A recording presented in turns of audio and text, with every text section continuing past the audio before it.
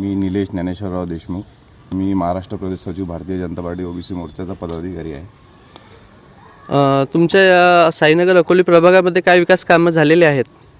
विकास कामं 2017 ते 2017मध्ये निवडणूक झाली. त्याच्यानंतर आता गेल्या 4 वर्षापासून नगरसेवक नसतानाही आता आम्ही देवेंद्रजी सरकार आहे, वरती भारतीय जनता पार्टी मोदीजींची सरकार आहे, त्याच्यानुसार भरपूर कामे इथे झालेले आहेत.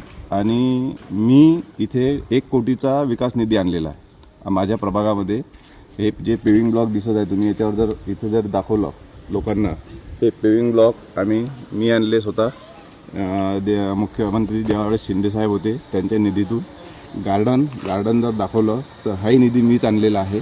म्हणजे मी इथं पदाधिकारी असून मी जर इथं कार्य करून राहिलो असेल तर बाकींच्यांनी पण इथं कार्य केलं पाहिजे. काही लोक काय करतात, मी कार्य केल्यानंतर बाकीचे लोक फक्त पाट्या लावतात, पाट्या लावून आपलं श्रेय घेतात. तर ते न होता जे आहे तेच दाखवलं गेलं पाहिजे. सत्यता आली पाहिजे लोकांसमोर.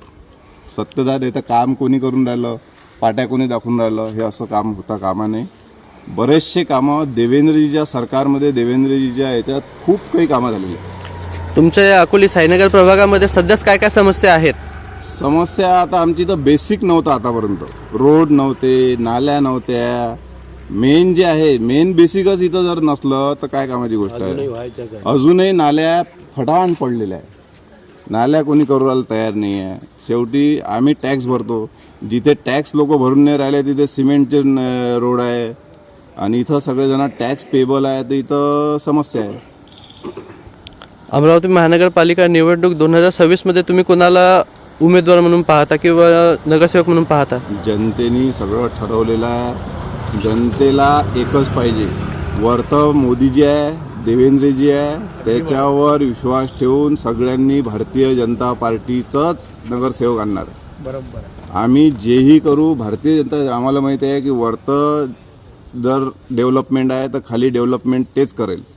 नाही तर महापौरही आम्हाला भारतीय जनता पार्टीचा पाहिजे आणि नगरसेवकही आम्ही भारतीय जनता पार्टीला पाहिजे. आणि महायुतीमध्ये आमचे जे काही नगरसेवक राहील, आमच्या महायुतीमध्ये जे काही नगरसेवक राहील भारतीय जनता पार्टीच्या याच्यात आम्ही त्यांना निवडून आणू, ते कोणी राहो.